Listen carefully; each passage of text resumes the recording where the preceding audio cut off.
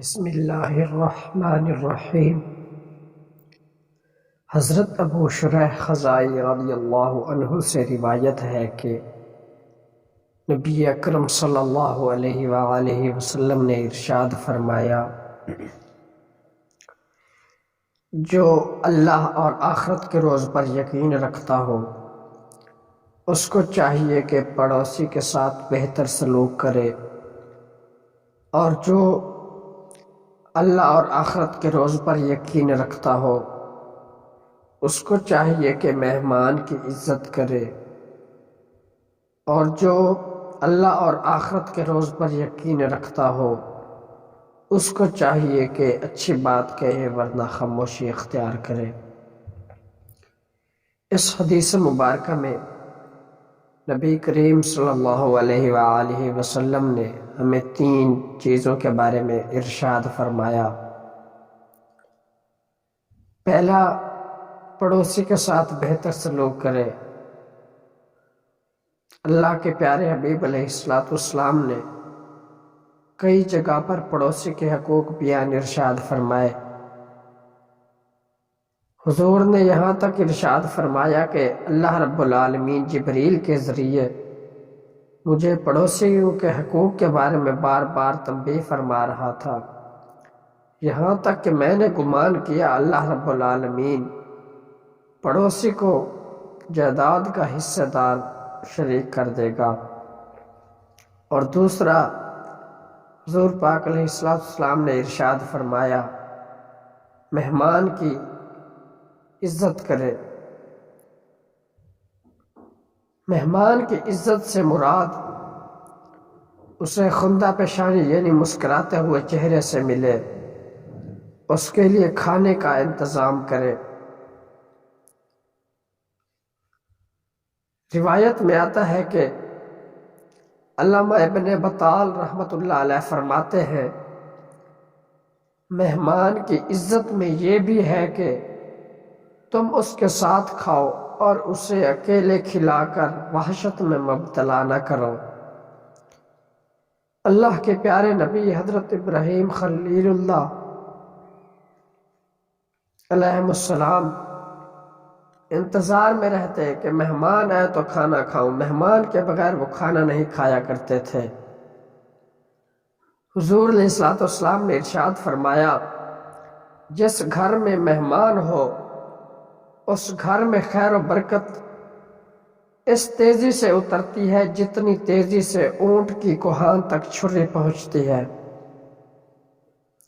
اس حدیث کی شرح میں حکیم الامت مفتی احمد یار خان نعیمی رحمۃ اللہ علیہ فرماتے ہیں کہ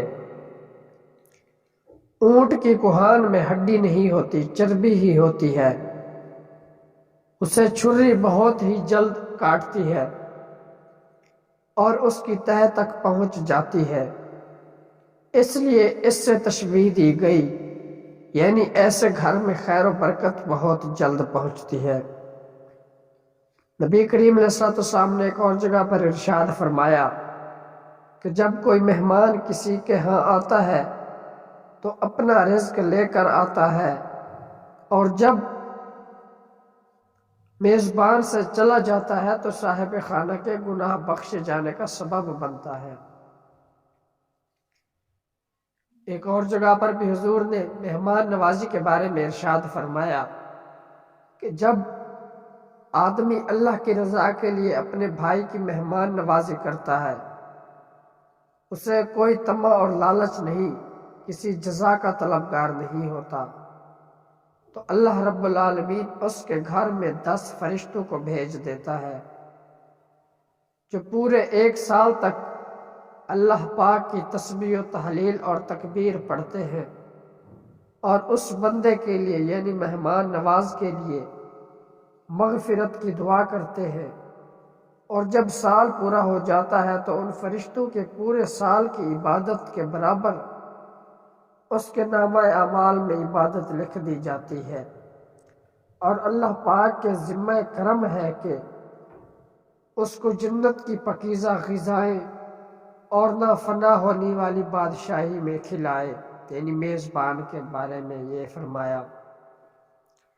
تیسری بات حضور پاک علیہ الصلوۃ والسلام نے ارشاد فرمائی کہ جو بندہ اللہ رب العالمین اور آخرت کے روز پر یقین رکھتا ہو اسے چاہیے کہ وہ اچھی بات کہے ورنہ خاموش رہے۔ حضور پاک علیہ الصلوۃ والسلام نے ارشاد فرمایا جو خاموش رہا وہ نجات پا گیا۔ حکایات کی کتابوں کے اندر یہ بات ملتی ہے کہ ایک بادشاہ کے بیٹے نے یہ بات جب سنی تو وہ خاموش ہو گیا، پہلے بولتا تھا۔ بادشاہ نے جب یہ دیکھا کہ میرا بیٹا نہیں بولتا تو اس نے حکیموں طبیبوں کو بلایا کہ میرے بیٹے کا علاج کرو، لیکن وہ بولنے نہ۔ اب بادشاہ نے